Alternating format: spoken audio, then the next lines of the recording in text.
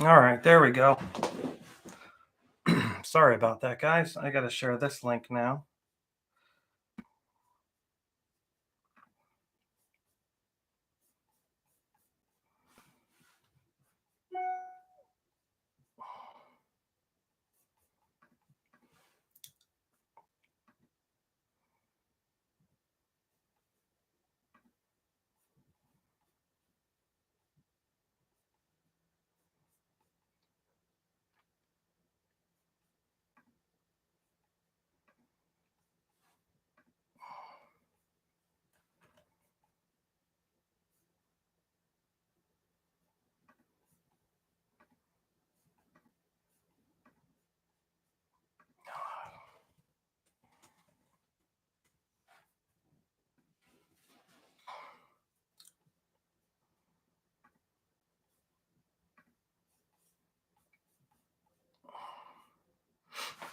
Hey guys, thanks for checking in. I'm sorry.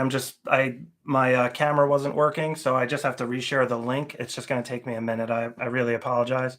I tested this in detail before going live, and everything was working. So a little embarrassing, to be honest with you. I really did my due diligence. I cannot believe it didn't work when I needed it to work. But anyways, just give me 1 second. I just got to share this link because I think the link's different now. So I got to share it.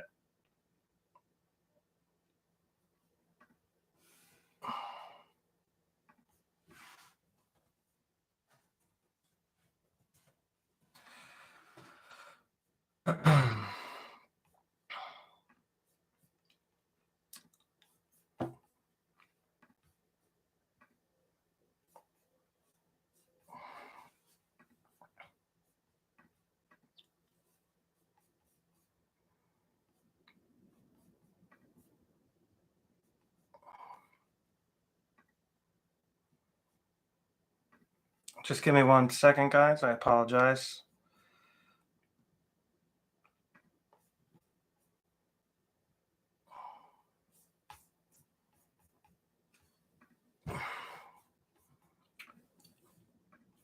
Man, this is I just can't apologize enough. I cannot believe that this didn't work. It's very frustrating. Let's see here. Duplicate. All right. Save. Save.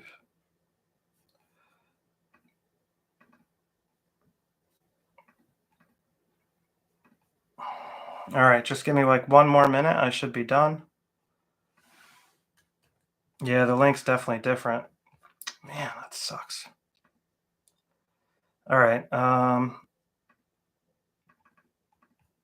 1 second. Let me I gotta send the my email back out because the link changed. I was not expecting that. Command V. All right.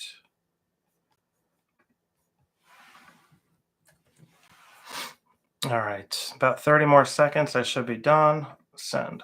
Send now. All right. That's good.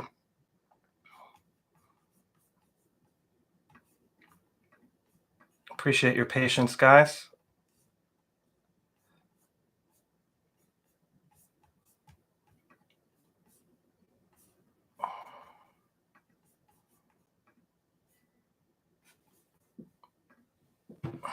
Man, there's just no fast way to do this stuff here.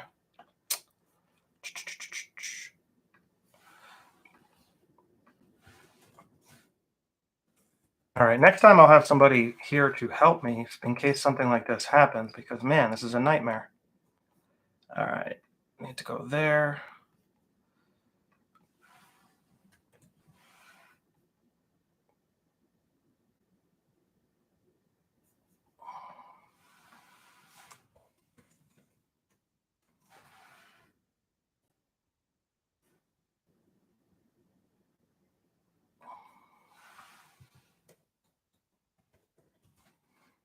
All right, got to go here. This is the last thing I need to do.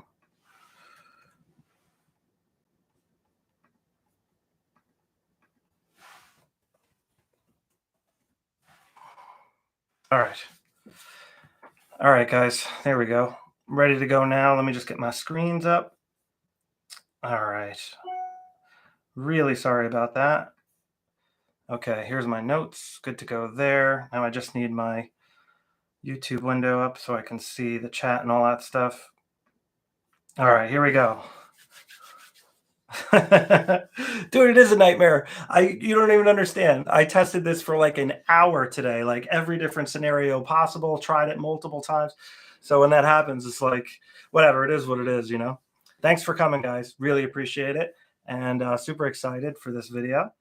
So let me bring this window up and over here,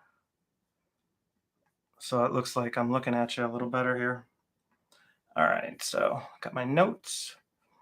So I really hope you guys liked the studio tour video.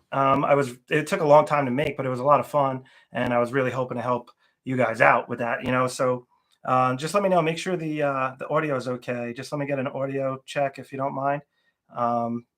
Talk about the eye autofocus missing issue. Okay. All right. Thanks, Long Rider. I really appreciate that. All right. Let me go. Let me start with my notes here because this one's going to be a little bit more organized than previous. So I actually have some notes that I can pull off of here. So first off, I already said thanks for coming. I really appreciate that.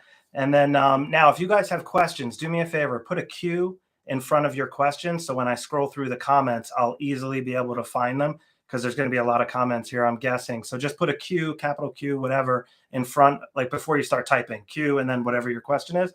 I'll be able to find them really quick that way. I appreciate that. Also, below the video, there should be links in the description area for the stuff I'm talking about. If they're not there, I apologize. I'll put them in after the fact. I did have it all set up in advance, but it obviously got hosed up. So let's see. We're going to do a couple of questions in regards to the studio first. Then we're going to do a giveaway. I have a giveaway for you guys. Really excited about that. And then we're going to do a quick rumor segment. There are a couple of rumors I wanted to go over, and they're kind of related to questions I keep getting. And then after that, we're going to do an additional Q&A with all the questions that you guys asked during the live stream. So I have a couple of banked questions here, though, that I wanted to go over first. So we're going to start with that.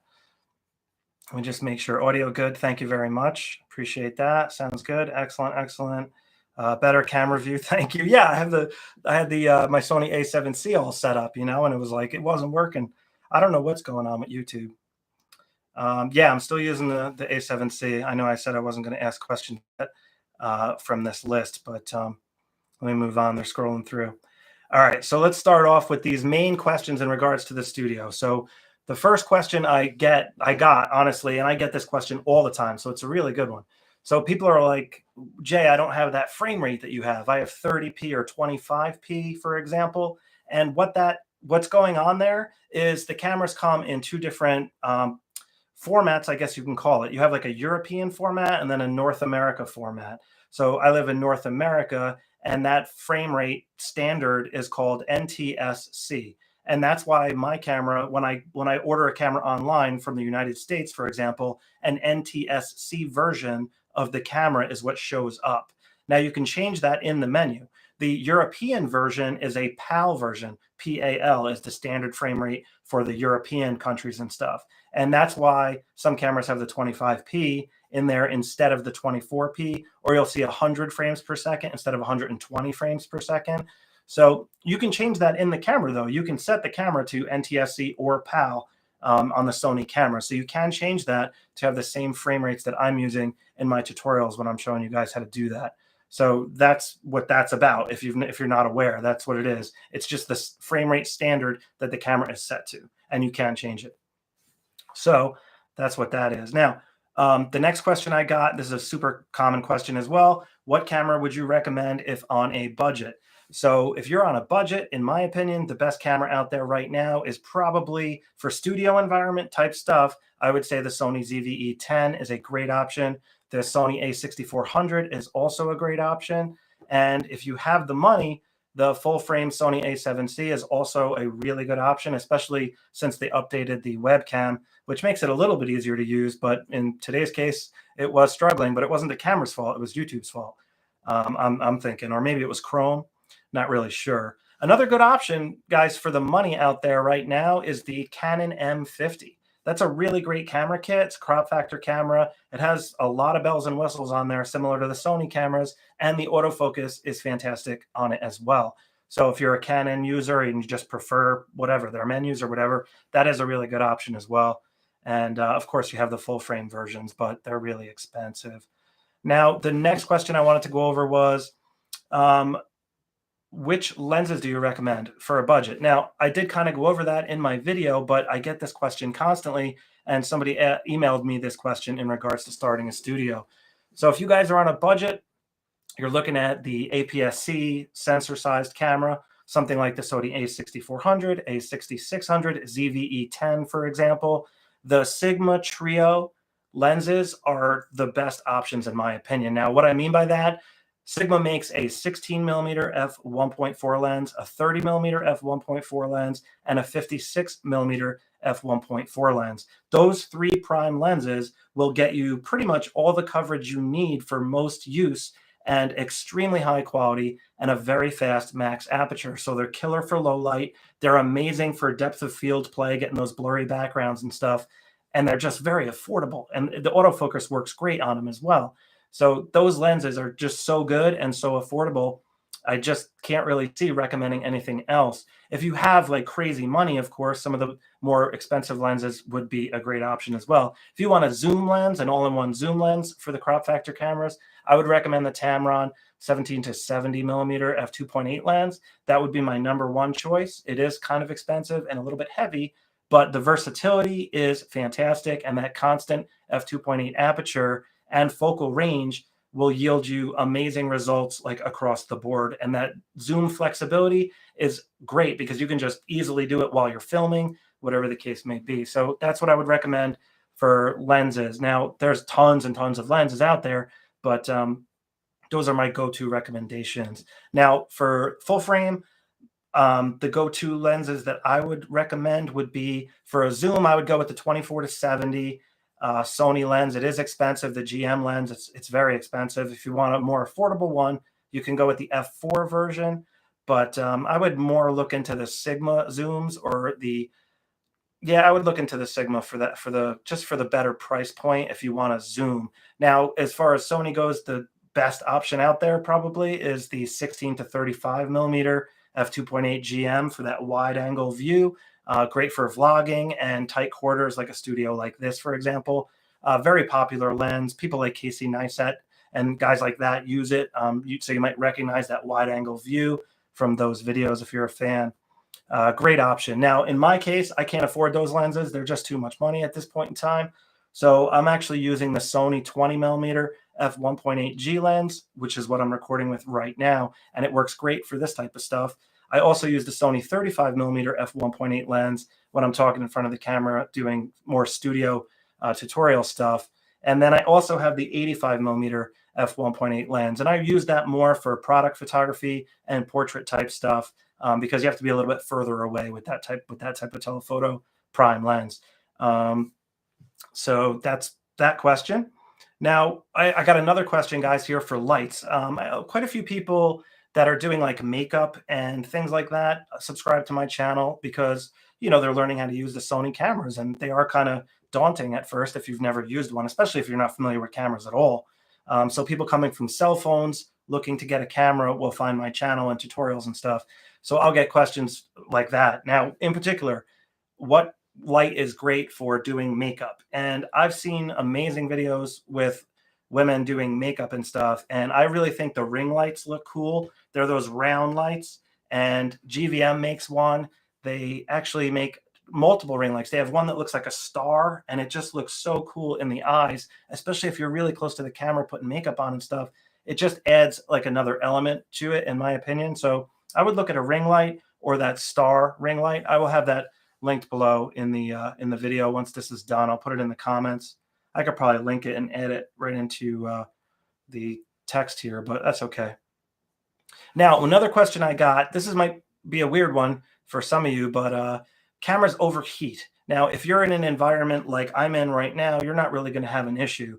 But if you're outside in the hot sun and you're traveling, like if you're down in Florida, Texas, or you're traveling over to like Africa or South America or something like that, and it's really hot, and you plan on recording for extended period of times, like doing documentary type stuff, interviewing people, maybe things like that, you're really going to want to look at a more professional grade camera, in my opinion. And one of the best options, it's not cheap, would be the Sony FX3. Now, that's like the professional video camera version of my Sony A7C.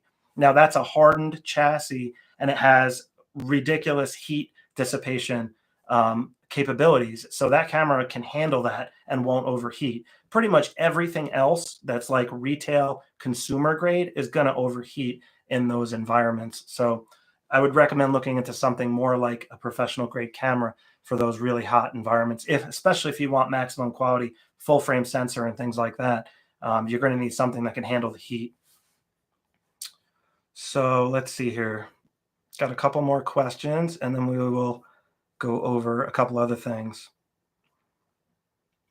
All right, so this question is from Kirk.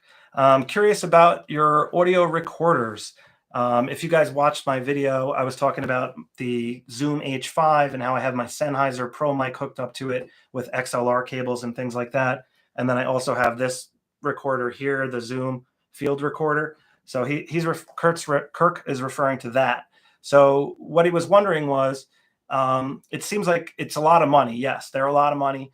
Do you have to sync later on in edit? So if you're recording audio separately from video, how do you get the audio and the video to marry up? And the answer is, yeah, you got to sync that up in post-processing. It's actually really easy to do. I have a video on how to do that. I'll link below, but it's really not that bad to sync up. It is easier to have a mic on top of the camera like I'm recording with right now, though, because then the audio gets synced up automatically. The problem with that is, though, it does not sound near as good as a professional mic. And the other problem is, if you're using a mic on top of the camera, you really have to be pretty close to it to sound good. If you move like 4, 5, 6, 7 feet away, it really starts to not sound that good, and it sounds like echoey and stuff like that. That's why I have a mic right above my head at a sight. So it's only like 2 feet away from my mouth, and it sounds really good. And the camera, if the camera is like far away, it's particularly helpful in those situations. And good audio is drastically, good audio is so much better than on camera audio. It's really hard to compare, but if you compare the difference, if you watch a video and you see somebody comparing camera audio to an on-camera mic audio to a professional, recording audio device, the difference is night and day. So it's absolutely an investment, and it took me a long time to save up for something like that. Obviously, it took me a long time, so it's not something you might want to jump right into. I was actually using one of those Yeti Bluetooth microphones for the longest time, and it sounds really good. But eventually, I just wanted to move more towards the professional type stuff. So I hope that answers your question. Let's see. We got another one here from Pete Bren. Hey, Jay, thanks a lot for the great video. One quick question. Do you use a teleprompter? And if so, what do you use? Which have you tried? Now, no, I don't use a teleprompter. I absolutely should use a teleprompter, and I should be scripting out my videos in advance, but I'm just not that good at reading on camera and having it, come across naturally. I sound like a robot when I'm reading. So I'm working on it, but no, I haven't done that yet. Now I will share a really good I'll share a really good teleprompter kit here in case you're curious which one to get.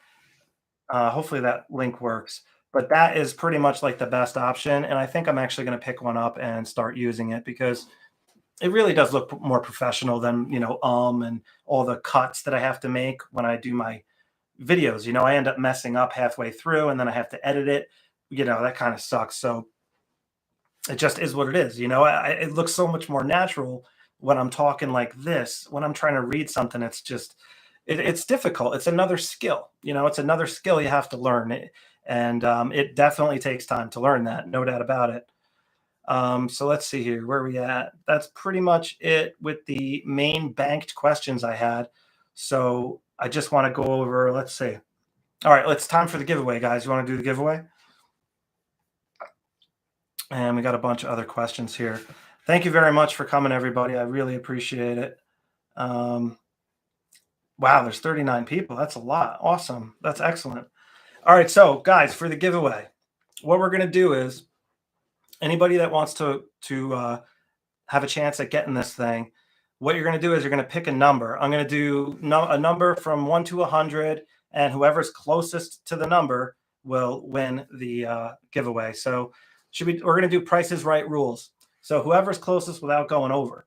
Now, you know what? Let's just do 1 through 100, and whoever's closest will get the giveaway. So anybody that's in here, just start throwing some numbers down, and like I said, whoever gets closest to the number will win. Now, as far as picking a number goes, I got to pick a number. Let me do it right now. I'm going to write it down on a notepad. I'm not looking.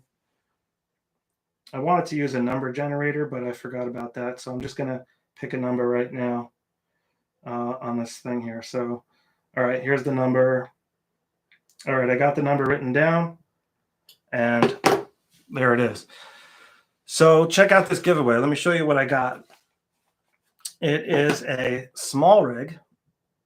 It's a small rig SR RG1 wireless shooting grip. Now, this thing is so cool. Check this out. Small Rig sent this to me for a giveaway. It was really nice. They didn't have to do that. I actually asked them to borrow some stuff, and they sent me a cage, and then they just sent this too. It's really cool. Now, look at how awesome this is. Sony makes one of these, by the way. It's like the GBPT or whatever like that. I reviewed it, but this one is just way better. It's cheaper, and it's more functional. Look at this. This comes off, so you can use it as a remote, a standalone remote. And it's got this cool top. Look at this thing. This moves, and it rotates. So you can push it in, and it rotates around like that. It's got the tripod feet, as you can see there. So it sits like so. You could sit it like that. So when it's sitting on something, the camera's level. Now check this out. This is another cool feature. It pulls out, so you could use it as a selfie stick also. I mean, this thing's ridiculous. It's so much better than the Sony one, and it costs significantly less. It goes for about $75 on Amazon. Check it out. So anyway, that's the giveaway, and that's what we're looking at. So let's see what we got here.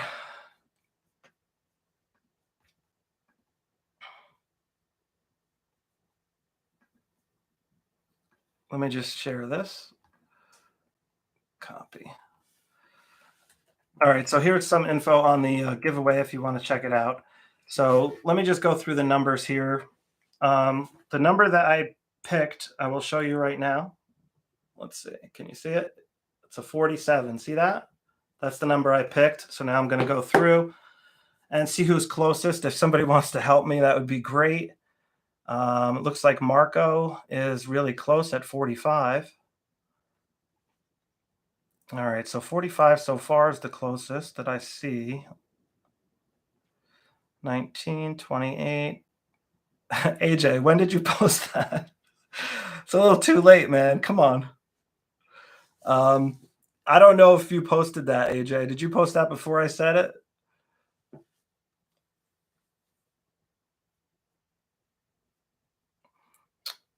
All right. Well, yeah. All right. Well, I'm going to go with Marco on that one. JJ, I don't know if you posted that before or after I showed the number. I apologize, but I'm going to have to go with Marco for sure. Marco, do me a favor. Send me an email.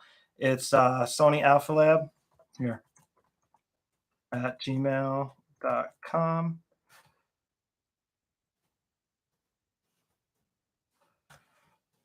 All right, send me an email, Marco, please, and I'll ship that out to you, dude.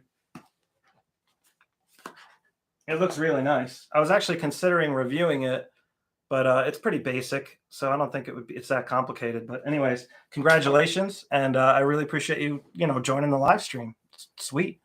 All right, so let's move on to the next segment here. I got let me bring up my notes. All right, so I just wanted to do a quick rumors segment. Now, there's a couple rumors out there. I keep hearing people think that the Sony APS-C lens and cameras are being discontinued. Now, I've reached out to many people. I asked a lot of people, and that is not happening from what I understand. The people that know more than I do about this stuff are saying that's not the case. So Uh, you posted. Hang on a second. Where did you post before I wrote? I think you guys are messing with me now. Oh no, there is 46. I'm sorry, dude. You are correct. No, that's below, dude. That's below where I showed the number. All right. Anyway, I got to move on from that. I'm sorry. I'll do a better job next time, guys, with the giveaway. um, but anyways, rumor wise, so listen, people are thinking that because there's such a supply chain issue and cameras are so short in supply and the chip shortage, everything like that, Sony is having a hard time producing their cameras. Now, they have to prioritize, right? So they're prioritizing on some of the cameras that are, the most popular, and like the A7 IV, for example, things like that. So some of the cameras are not available right now, but they all say coming soon. They don't say discontinued. When Sony discontinues a product, it says discontinued, or they change the model name. For example, like the A7 IV, they discontinued that and they made an A7. I'm sorry, A7R4. They made an A7R4A because they discontinued the original A7 IV. So that's what Sony normally does. Now, it's just a supply chain thing more than anything. I guess Sony can really only produce so much stuff so quickly, and they're trying to make stuff faster. They're opening up new plants. They're using new chips in their new cameras, so this doesn't happen in the future. But the process takes time, and I don't know how long it's going to take before this supply chain stuff is ironed out. It could take another year, 6 months. It's really hard to say. But from what I understand, that is the deal with stuff not being available from Sony. So, all right. So the other interesting thing, let's see.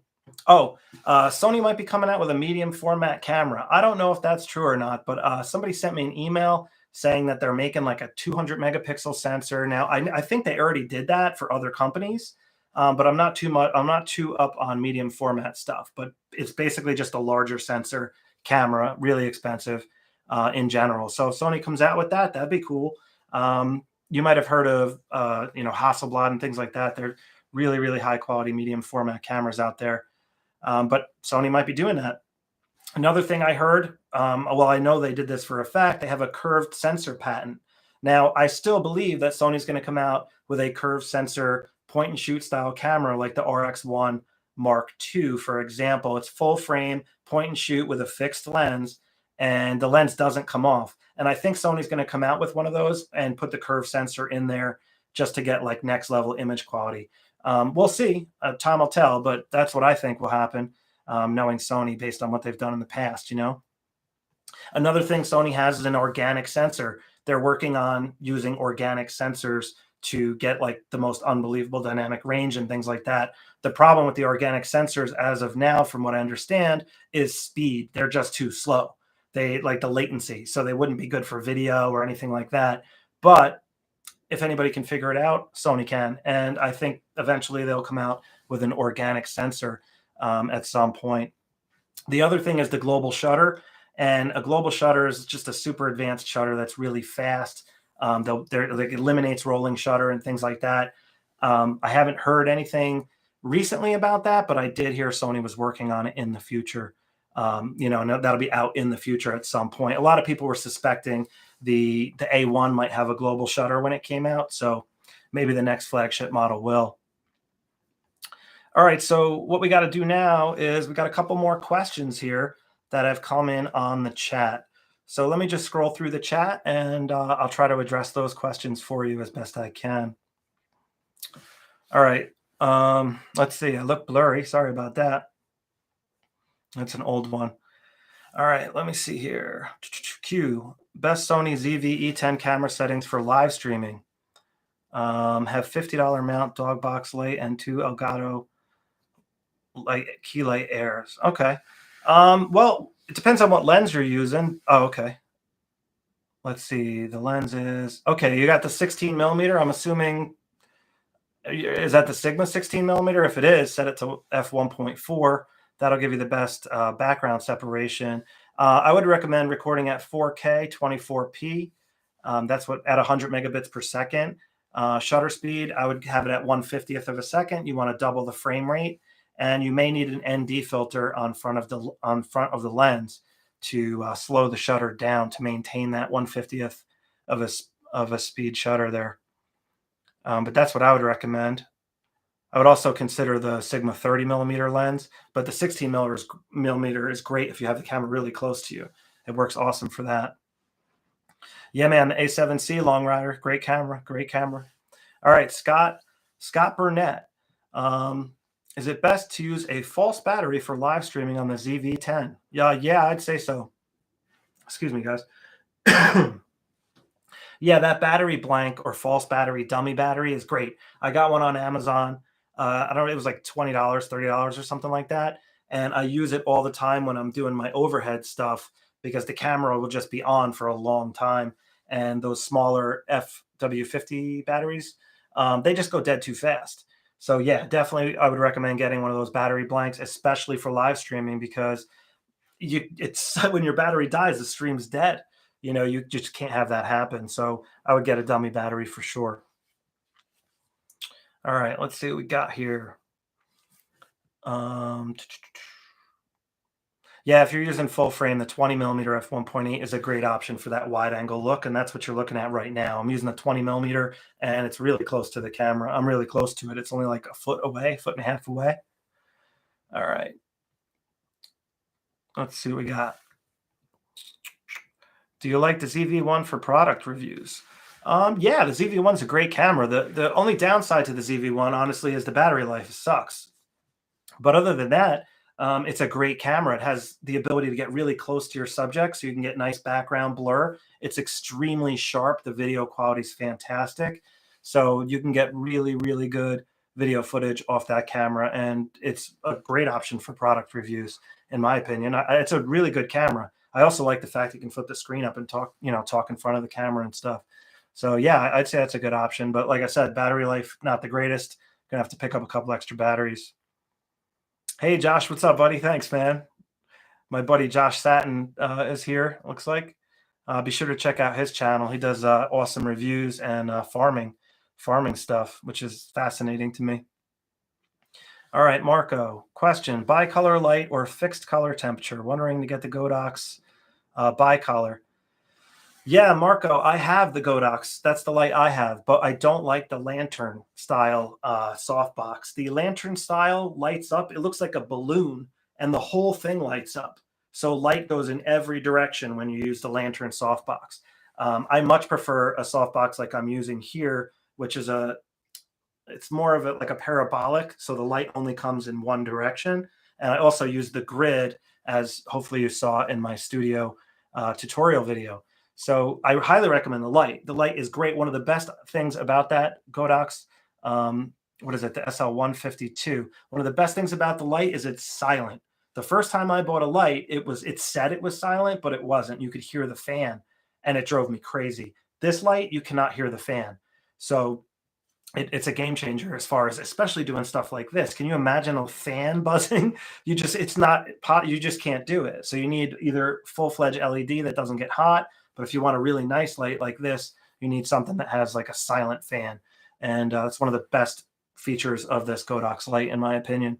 And it's also fairly affordable compared to like the Aperture lights, like the Aperture 120s, for example. They're a lot more money, basically the same thing. Yeah, A6400. Michael Davis. Hey, buddy. How you doing? What camera would you recommend for taking videos while hiking? I would like something a little rugged, but also lightweight. Well, they make a bunch of cameras for that, Mike. Let's see. You'd probably want something rugged. They make like tough cameras. Do you want to put it underwater and stuff like that in a stream, for example? Like how rugged are we talking here? Fuji makes a bunch of really tough cameras, and they're excellent for that type of thing. Sony has the RXO, but that's really not the greatest. The ZV-1 is a good option, but the battery life isn't the greatest, but it is really light and compact, so it's great for hiking. But it's not the most rugged. Like I wouldn't want to get it wet. If you really want something rugged, I would consider like the Olympus or the Fuji point and shoot style tough cameras. They're ridiculously tough. Obviously, a GoPro would do the same thing, but the GoPro has that fisheye look. Not a big fan of that. So I would consider one of the tough cameras if you need it to be like get wet and things like that. Otherwise, I would look at the Sony ZV-1 or the RX100 series. The RX107 is fantastic. I did a video on that, and I took it hiking, and I loved it because of that zoom. It was 24 to 200 effective. So I could take pictures of anything during the hike, and the versatility of that zoom is a game changer, in my opinion. All right, let's see what else we got here. I hope that answered your question, Mike, or at least helped you. No worries, Kevin. Let's see. If I want to make a show with puppets, 15 to 30 centimeters each from a near distance, sometimes with bokeh, sometimes not. For that, I use a macro lens, right? 15 centimeters is really close, so you'd have to use not necessarily a macro lens. You could use a wide angle lens and get that close as well. Let's see, 15 centimeters. I'm trying to think how much that is. That's really small. Yeah, a macro lens would work. If you really want to get detail on those subjects, like really zoom in, a macro lens would be a good option. But you can get away with a zoom lens at a little bit of a distance would also work for that.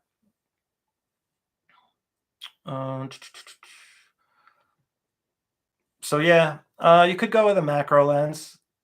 That would work. Maybe like a 50 millimeter f2.8 macro lens, like Sony makes one. That would do the job pretty well. 50 millimeter, you'd have to be a couple feet away from the subject, but it would definitely do the job, and it would allow you to focus really close and get that background blur. All right, Mike Rain, question. Do you think there will ever be a prime ultra wide lens, 10 millimeter or 11, for the APS-C Sony cameras? The Samyang 12 meter is the only option. Yeah, no, the Samyang is the option right there. I'm not sure if Sony's going to do that. They're focusing so much on their full frame lenses, and it is really difficult to make a prime wide angle lens like that. The Sony 10 to 18 millimeter OSS lens is a great option. It's a little slower at f4, but it's super wide angle and it's pretty lightweight and compact. I would consider something like that because it's 10 to 18. So you are getting that 10 millimeter. It's just a slightly slower aperture at f4 for that lens. But good question. Not sure, to be honest with you, but the Samyang's a great option for sure. And don't forget the Sony 10 to 18. Is it? Yeah, it's 10 to 18, yeah. AJ, I've been contemplating returning my A7 IV and getting an A7S III instead, mainly since I already have the A7C, which has plenty of pixel for stills. A7 IV rolling shutter is the part that has worried me for vlogs. Okay. Well, that's totally understandable. The A7 IV and the A7C definitely has rolling shutter. There's just no doubt about it. So the better option would be the A7S III or the FX3. If you really want a dedicated video camera, the FX3 is really awesome. So I understand. Yeah. I'm kind of contemplating getting the FX3 over the A7 IV myself, but the rolling shutter is not that big of an issue for me because I'm usually doing this stuff in the studio. So I'm like contemplating, the FX3 is a lot more money. All right, let's see if we got any more questions here. Just scrolling down, past the numbers. Yeah, good call, Jeff. Sorry about that. Next time I'll put an ending notice for the giveaway. First time doing that. I apologize, guys. All right.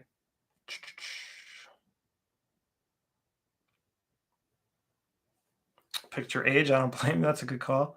All right. I'm just trying to find a couple more questions here. All right. I lost my place. I'm sorry. Okay, here we go. Sony old Minolta line will be discontinued. Yeah, the A-mount stuff, that's probably going to go.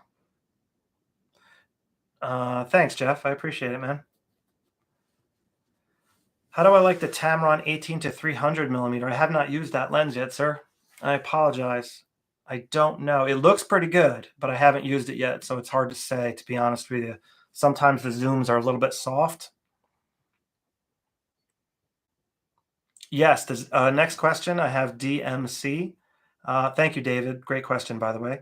DMC, is the ZV-E10 with the Sigma 56 a good mix? Yes, 100%. That 56 millimeter will give you unbelievable background separation. It is a pretty good zoom though, telephoto wise. So it's great for portraits and things like that, but you are going to have to be, quite a few feet away from the camera to look like what I'm looking like. For example, for that frame, I'd have to be like way back by this scooter behind me in order, for the view to look like what you're looking at. So, but that is a great option, 56 millimeter for sure. I have one right over there. I use it all the time for product photography and things like that, video. All right, what else we got here? I ordered the A7 IV. Yeah, I hear you. A7S III is in high demand. All right, here we go. Explain what a false battery is. All right, Jeff, I did already talk about that, but I'll explain it again quickly.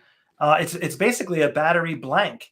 So there's like a hollow battery and it has a cord coming off of it, and you put it into where the battery goes, and it clicks in there just like a regular battery. And then the other end of it, it goes to like a power supply, and you plug it into the wall, kind of like a laptop power supply. It looks like, and you plug it into the wall, and when you turn it on, you turn your camera on, and it thinks there's a battery in there, and it lasts forever. It works amazing. So that's what a dummy battery is. And it really does work well. It's a great option, especially if you're in a studio environment like this. All right, question. Don't forget my question about the eye autofocus issue. Some are talking about it. Do you know about it? Is it real? TC, I have heard finally that the A7 IV does have a problem with IAF when you're really close to your subject. Apparently, I haven't seen this problem, but many professional photographers have reported it. So apparently what's happening is when you go to focus on the eye, for some reason, the camera is focusing on eyelashes and things like that. Like I said, I didn't have this problem myself, but it has been reported. So hopefully Sony comes out with a fix for it. I don't know if it's only with certain lenses, but I know people complaining about it are tending to use really fast aperture lenses like f1.4 full frame lenses. When the depth of field is so narrow, it's harder for the camera to do that, but it shouldn't do that. Sony, Sony should definitely fix that. And enough people have reported it that it does appear to be a legit issue. But it is what it is. Hopefully a firmware update will come out. In the meantime, you can adjust the focus, the back focus and things like that in camera to maybe compensate for it, or use manual focus, which, obviously sucks. You pay all that money for an autofocus lens. You don't want to have to manually focus it, especially with portraits. But what are you going to do? I mean, until Sony comes out with a fix, if it's actually causing you a problem, it's definitely an issue. And like I said, I took a lot of sample portraits of my kids and stuff, and I did not have that problem. So, it must be either intermittent or I don't know. It is what it is. Yeah, the dummy batteries are safe. Sony's not going to tell you that, but if you ask them.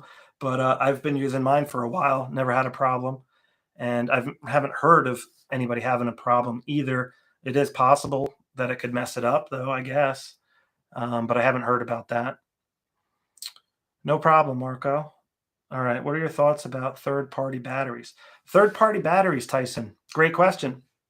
Well, they're super affordable, which is very attractive, but they suck. I mean, I got the Rav Power batteries, and what else did I get? I got another, equivalent type aftermarket battery, and they work pretty good for a couple of months, and then after that, they really go downhill fast.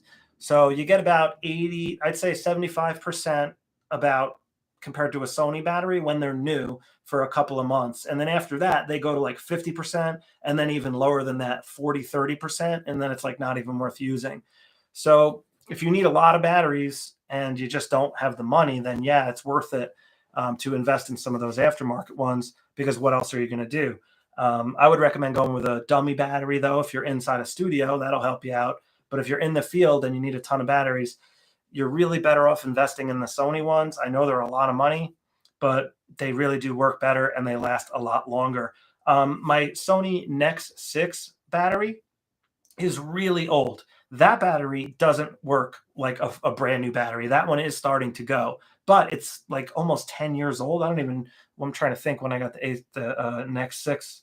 I don't know, it's like 8 years old probably. So that battery has gone through so many charging cycles, as you could imagine, the amount of stuff I do, that it doesn't work that good anymore. It's about 50% capacity.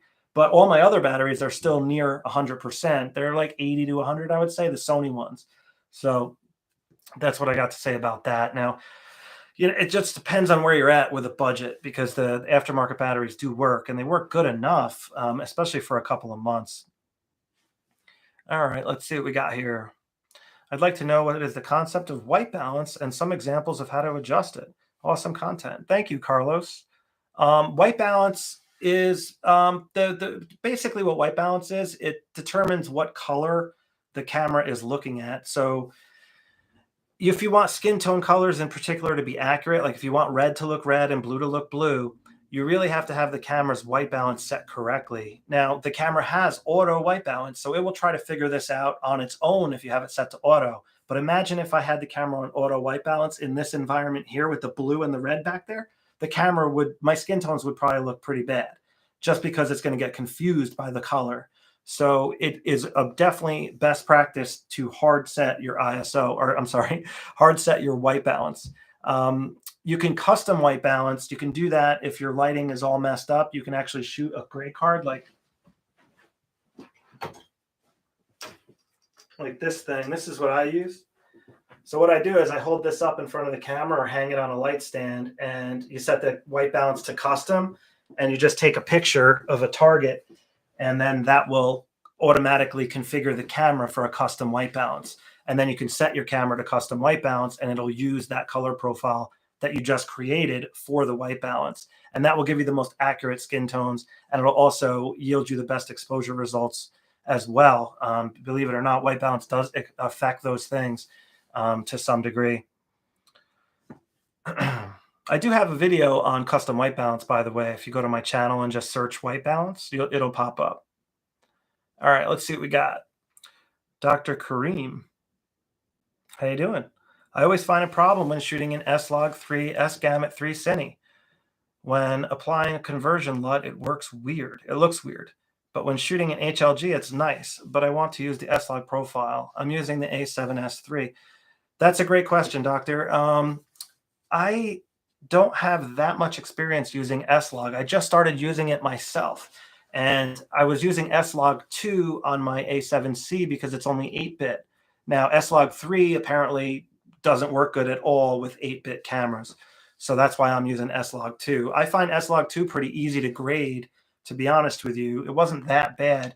I could share my grading method with you. I think I'm going to do a video on it, because I tried using the LUT, the Sony LUT, and it didn't work very good at all. It just didn't look good, to your point.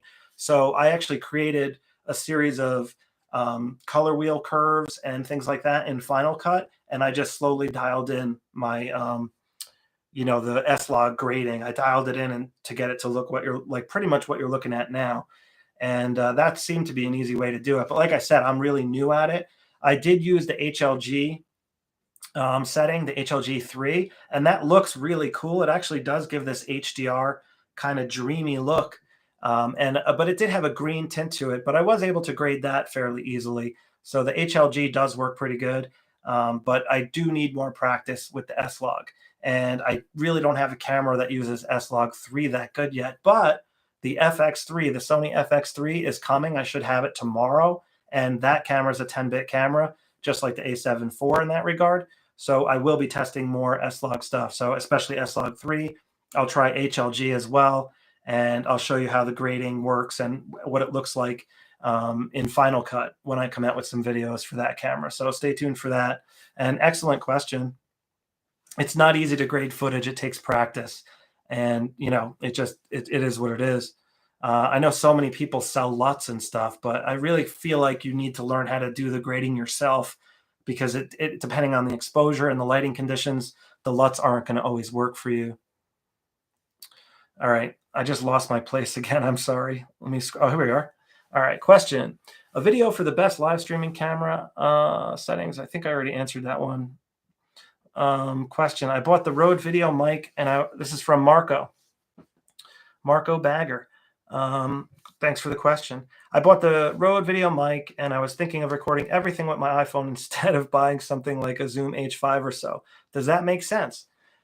Um, no, I don't think so. The Rode video mic, I'm not sure which one you have, but a lot of them have cords that'll plug right into the camera. Does it have that? If it does, plug it into the camera and use that for your audio. It's going to sound way better, in my opinion. Of course, you could use your phone. That will work too for a separate audio device, but I wouldn't recommend doing that. I would absolutely use the Rode video mic. It's a better quality mic for sure, but I don't think you need the Zoom H5 for that. It depends what mic you have. There's a bunch of different ones, but the Zoom H5, I use that because my professional mic requires an XLR input and phantom power. So for stuff like that, that's why I have the Zoom H5. It's to power the mic, and also the mic requires XLR input cables. So the Rode Video Micro or video mic, depending on what model you have, it does not have XLR. So I don't think you need the Zoom H5 for that. Let's see. Good evening. Thank you. Greetings from India. Appreciate it. All right, Sharon King, you need A7R4 gamma setting. Gamma setting. Interesting. For what? S-Log? I don't know what you mean by gamma setting. I'm sorry. Can you expand on that a little bit? Is there any rumor of an updated Sigma 16 coming out? Is that a thing? I'm new to cameras. Don't want to get a new version. No, I haven't heard anything of a new Sigma lens coming out, 16 millimeter. Only wedding photography.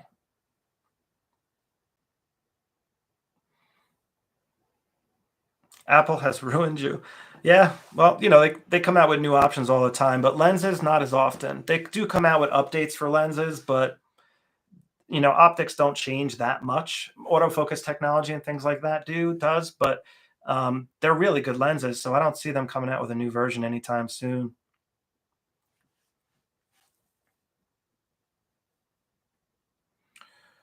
All right, Dr. Cut. Hey Jay, love the session. Let's see, GT Adoubt. Do we need to use? Got a doubt. Do we need to use ND filters on fast lenses with wide open f-stop, even on a studio setting? That's an excellent question. It really depends on how much. I'm using one right now, and the answer is yes and no, because if you have the lights dim enough, you won't need one. But in my case, I want the background darker than me to create more depth. So in my case, I have the light power up to, let's see, it's at 50%. I don't know if you could see it. It's at 50%. It doesn't really, yeah, see, it's at 51%. So I have the light power at 51% because I'm using the ND filter. If I took the ND filter off, I would have to have the light at like 15%. And when the light's at 15%, the background is much brighter compared to me, and it doesn't look as good. So I like using the ND filter, and then I use my main light to just light me up. The background is not affected by this light. It only is affecting me. And the ND filter is what helps me balance the light ratio. So I have the camera at f1.8 and the lens at 1/50th of a second. ISO is actually at 160 because I wanted it just a little bit brighter than it was at ISO 100. And I have the ND filter at the least amount of tint. But yeah, for a fast aperture lens, if you want to have separate lighting like I have and light ratios that look similar to this without the background being too bright, you would require an ND filter, in my opinion. They're awesome too. You really want to get one anyway, especially for outside. I just got this Nisi one. It's NISI. It's so good. Let's see here. All right. JP Tech Reviews. Just got one. Also have the dummy battery. Nice. Kevin, good day. I have the Sony 16-35 f4, but am thinking of trading it for the 12-24 f4. Comparable optics. Let's see.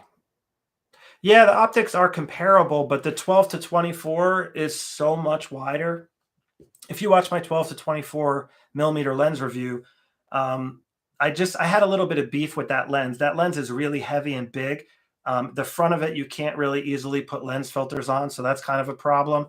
And the 12 millimeter is so wide that like it stretches the corners out. Like so, like looking at the screen here, the corner gets like stretched. So if you had something up here, like even on this lens, you could see my hands are a little bit stretched, but not much. But on that lens, like if there was something round in the corner, it would be like ovaled, really ovaled out.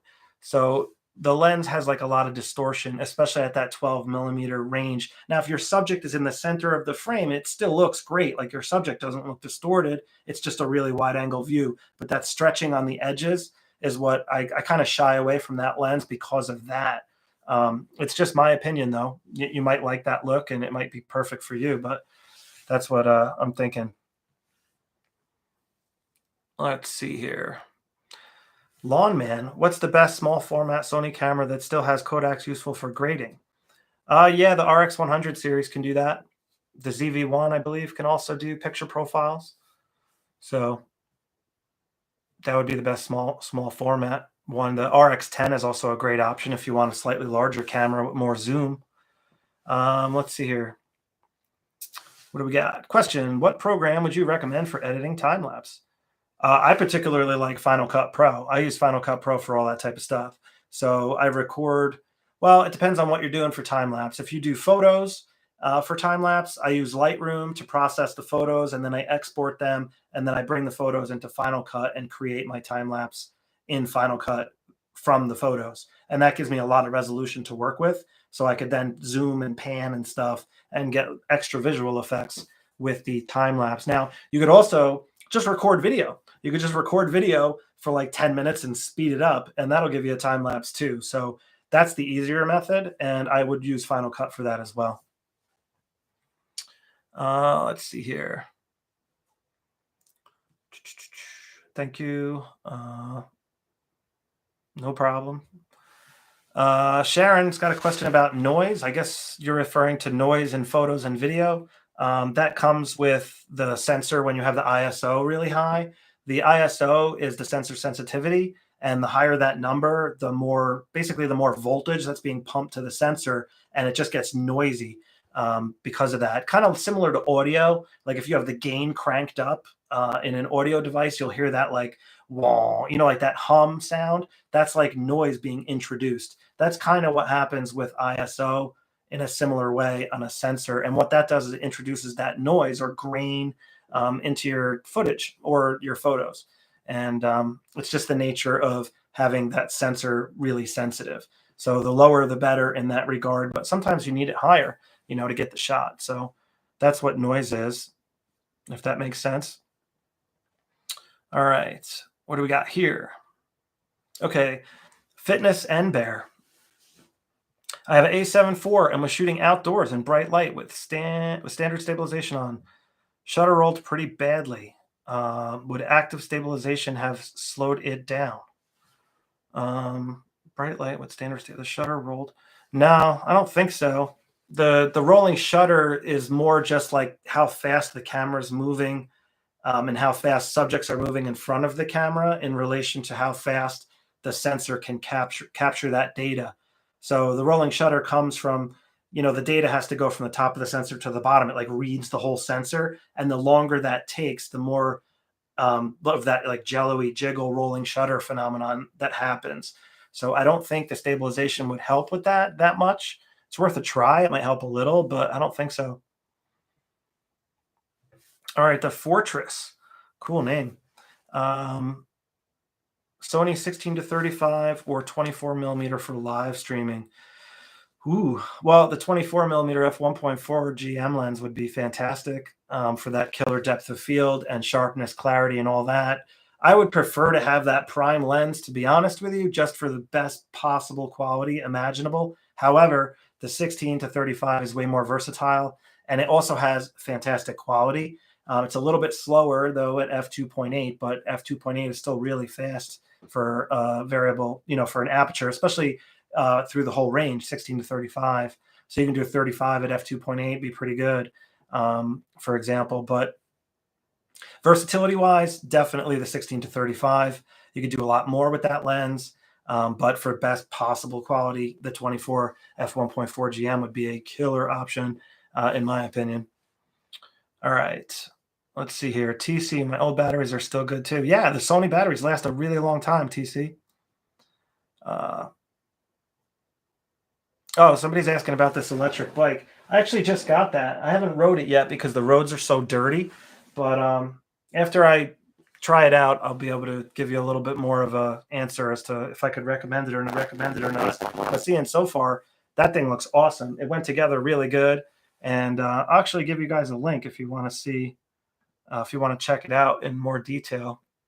It's a really cool electric scooter, and it's very affordable too. I'm kind of shocked at how much it costs. Hang on one second. I just got to find that link here. Here it is. Copy, paste. Yeah, check that one out. That's the one that's behind me. And so far, it's looking awesome. Now, they make tons of electric mountain bikes, e-bikes. They have unbelievable e-bikes. Like I have this really cool full suspension bike that I ride all the time. They make them like that now with electric motors in them, and they're crazy expensive. They're like $5, $6, $7, $8, $9,000. It's crazy. But then they make more affordable ones. They make ones like this one behind me here, and then they make regular bikes. They look like beach cruisers. So I would definitely recommend one that's been tested for a while, but I have to do more research. Hey, my daughter's here. Hi, Layla.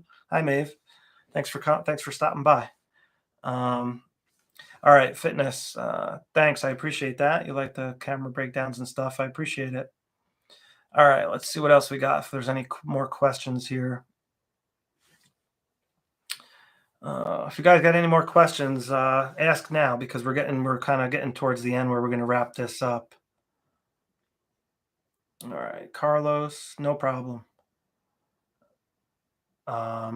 Hey, what's up, Dylan? Thank you so much, brother. I appreciate that, man. Final Cut Bro. If you guys want to know how to use Final Cut, check out Final Cut Bro's channel. Unbelievable. This guy, amazing, amazing content he creates. I learned a lot from his videos and continue to learn from him. All right, what else we got here? Bill, Hutchins Films.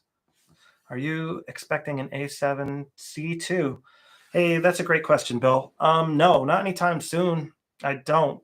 I think the FX3 is kind of like the more professional version of the A7C. So I think Sony's going to have that as the pro version, if that makes any sense. Of course, Sony will come out with a new version of the A7C at some point. I just can't see it being anytime soon, especially because they just updated the firmware. I just updated the firmware on my A7C.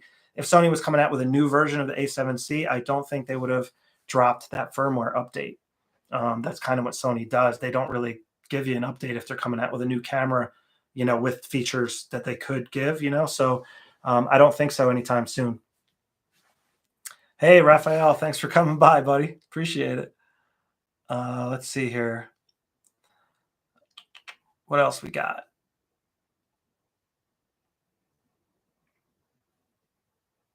All right, Dr. Cut, you missed my answer. Okay. I'll have to scroll back up to find it.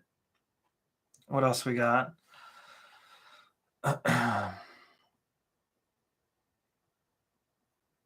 Yeah, I figured 12 o'clock would be a good time for people if they had a lunch break, but this is just the best time for me, guys. I'm like, I need to do stuff earlier like this. I'm not that good later in the day. I'm much more, I don't know, coherent, I guess you could say. Let's see here. Yeah, definitely subscribe to the Final Cut Bro. Guy's awesome. And a bunch of these guys in here. You got Raphael, you definitely got to subscribe to him. AJ Core TV, check him out.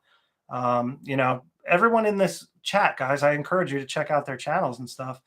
It's a great way to make friends and learn, So let's see. It looks like that is pretty much it. Let me just check out my notes here, make sure I got. I had one other question here. This person was asking me, Angela was asking, what music I use in my videos. That's a really good question. It's hard to find good music, and I actually use Epidemic Sound for my music, and it's like a subscription service. You just pay I think it's like $15 a month maybe or something like that. I just paid for the whole year, but that's where I get my music. And there's a bunch of different companies out there that do that, but I particularly like this one. And I'll share that link for you if you're interested. You could check it out. Yeah, thank you, Dylan. Appreciate that. Another Dylan just showed up. Dylan John, he's awesome too. Check out his channel. He just did an amazing video on sound design and audio. It's amazing. The detail, super knowledgeable. Be sure to check his channel out. Oh wow, my kids are 7 and 11. Yeah, it is hard to work on content when they're home. There's no doubt about it. I don't know. I kind of have to make time. I think that's one of the reasons why I'm so active in the morning. I get up at like 5 o'clock in the morning and I work from like 5 to like 9, pretty much while the kids are still sleeping. And that's when I get the majority of my work done. Because after that, it's just, nonstop interruptions really, but which is fine. I don't mind it, but it's really hard to get, work done. You guys are too much.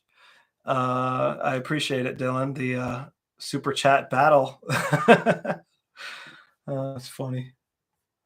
All right, so anything else I got here? Yeah, no, I think that's pretty much it. Yeah, I pretty much wrapped up everything that I had. So here's what we got coming up in the future, guys. I just got confirmation that I have the FX3 coming, which I already mentioned. So with that FX3, I'm going to have the Sony 16 to 35 millimeter f2.8 GM lens, which will be awesome. I haven't used that lens yet myself. I can't wait to try it. So that's coming. In addition to that, I'm also getting the FE 24-105 f4 OSS G lens. That lens is probably one of the best all-in-one options right now for a camera like the FX3. If you're going to be traveling and filming, that zoom range on the 24-105 is fantastic. And the low light ability of the FX3 is so strong that the slower f4 aperture is not really going to be a problem. You can crank up the ISO and you don't have to worry about, the noise being out of control or anything like that because of that sensor. It's only 12 megapixel. Don't forget.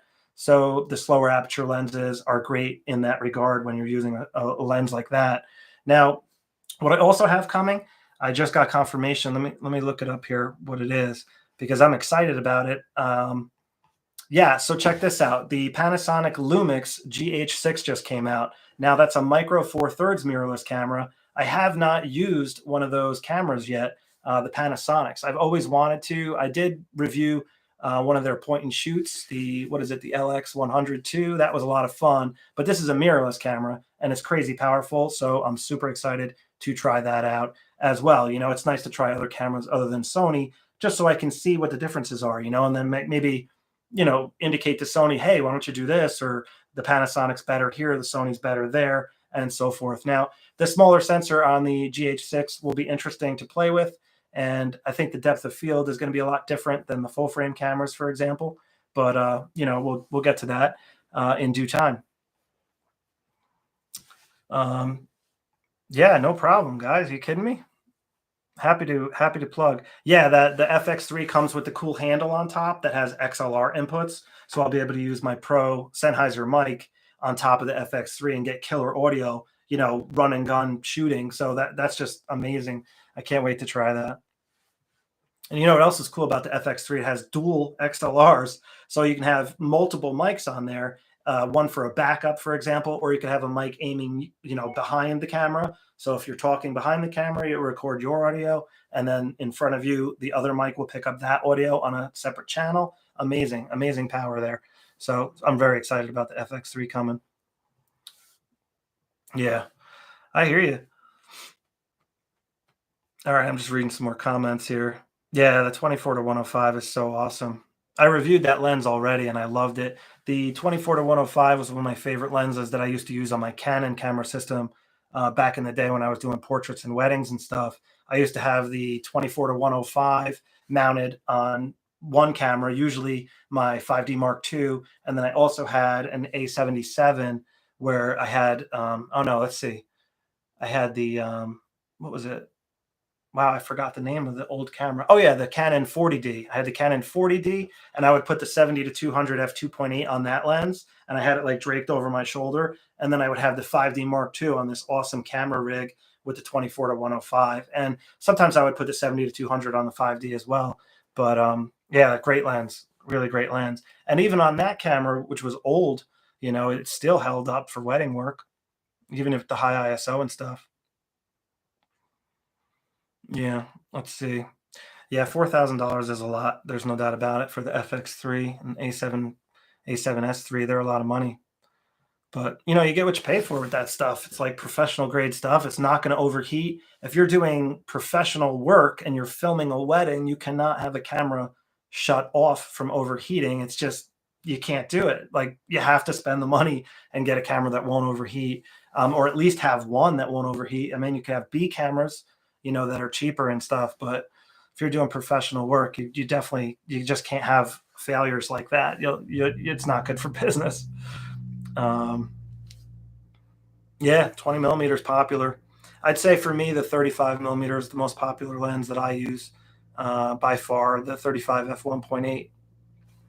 So, all right, guys. Well, I'm gonna wrap this up. I mean, I guess we'll do another 2 minutes. You guys got any more questions? Fire away. Um, but pretty much going to wrap this up in like the next couple of minutes. So I really appreciate you guys coming by. And oh yeah, also that scooter, I'm going to be testing that out in a couple videos coming up soon. And I might be getting might possibly have a gimbal coming too. I'm not too sure about that yet, but it seems likely. So a lot of exciting stuff going on here. So, well, it's been about an hour and 11. I'm not seeing any more questions coming in. I really appreciate you guys checking out the stream. And like I said, I apologize for the mishap earlier. I had everything all set up and I don't know what the hell happened, but Chrome was not working for some reason and it wouldn't see my camera. But I got it all ironed out. So I apologize for that inconvenience. I do think what I'm going to do is get the Ecamm software for next time. And I also want to get like a separate recorder so I can plug the HDMI into that. And that'll allow me to switch between my screen, the camera, and I might have another camera. So if I had like 3 cameras or 2 cameras and then my desktop screen, and I want to be able to switch between those, it would be much easier for me to show you guys things on my computer, for example, Final Cut or whatever, Lightroom. I could just switch to the screen, and while you guys are watching, you could ask questions while I'm actually editing or whatever. So I think I'm going to invest in some of that stuff. Especially because the live stream's doing pretty well. I mean, that's enough people for me. And, you know, as long as I'm helping you guys, it's just great. So, all right. I will catch up with you guys next time. And thanks again for tuning in. I really appreciate it.